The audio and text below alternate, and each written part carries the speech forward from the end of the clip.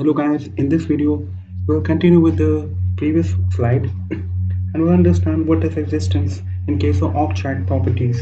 Sometimes you don't care what a value a property has. You only want to know whether the given object has the given property or not. There are two ways to know that. So first is the in operator. So using the in operator you can check whether a particular property exists within an object or not. Here we are saying that whether the first name exists in the address object. As per the structure of the address object which you saw in the previous video, it definitely exists. Middle name exists in address object? No. Is prototype of exists in address object or not? Yes, it definitely does. So I will discuss about is prototype and various other methods of prototype in a separate video where I will cover the primer of prototype in detail. So address object dot has one property first name. Does it have a property of first name? Yes, it does. Middle name? No. Does it have the properties prototype of? No. It doesn't have the property is prototype of. Okay. So moving forward, the syntax is we are using string or symbol in an object. So this resolves to true or false depending on whether the property exists or not. So attentive readers may be surprised to see the last example is prototype of in object, and this resolves to true, and that is the gotcha of the in operator.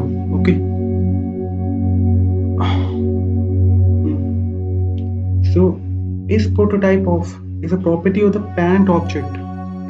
Just like we're accessing a property, it's a property of parent of the object. The entire prototype chain is consulted before true or false is returned.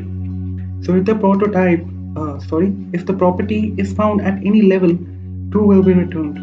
So what if we want our own properties? So the property that exists only on our current object, in irrespective of whether the same property exists on parents or not.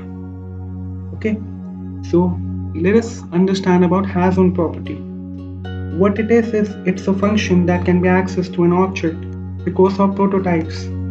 It takes a string key name or symbol as an argument, and this will give us much more predictable results. However, it's not without its own set of gotchas, which we'll cover in later video. Let us move forward to updation. Updating is also very simple. It's just like addition. You can use the dot notation or the bracket notation. So here's an example. You are saying address object first name. We are setting that to Sean.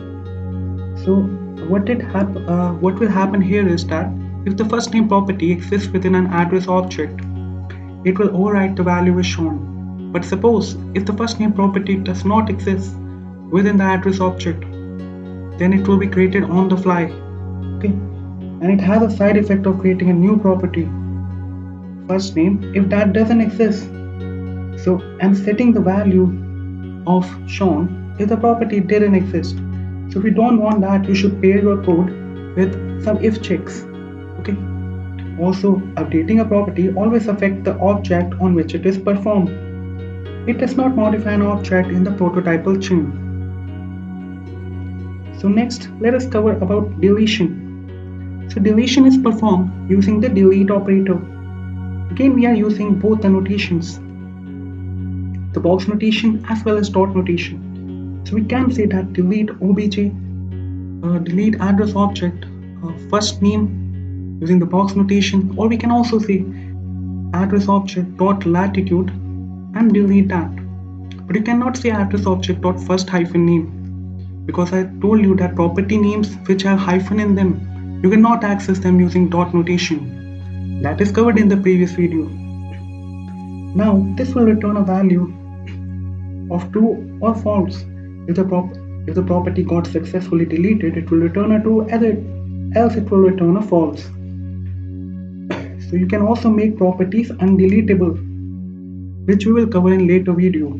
So it is important to check the output of delete.